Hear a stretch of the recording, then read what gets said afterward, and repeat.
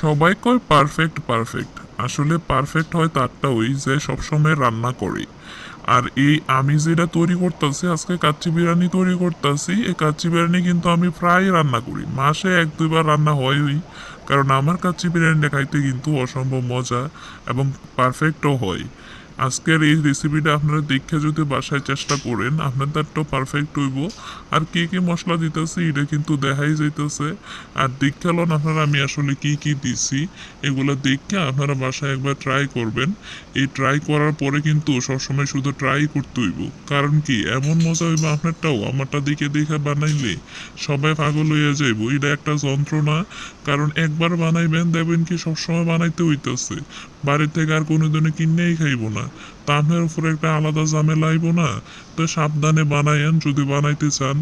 কারণ এর পরের থেকে কিন্তু আপনাদের উপরে ঝামেলা আইতেই থাকবো, যে একবার বানাবেন আমার রেসিপিটা ফলো কইরা তারটা কিন্তু সবসময় পারফেক্ট হইব। আর এই সবসময় পারফেক্ট হইলে কিন্তু আসলেই ঝামেলায় পড়তে হয়। কারণ আমি বুঝি, আমি কিন্তু আর বাজার থেকে কখনোই কিনা খাই না, আমার জামাইও কিনে না। কারণ আমারটাই তো মজা হয় সবচেয়ে বেশি, তা আমারটাই তো খাইবো, বাড়ি থেকে কি আর আনবো? তো এটা বানানোর আগে সাবধানে বানাইয়েন। কারণ আপনার উপরে কিন্তু ঝামেলা আইব, কষ্ট আইব, কইয়া দিলাম আগে থেকেই, পরে আমার আবার দুই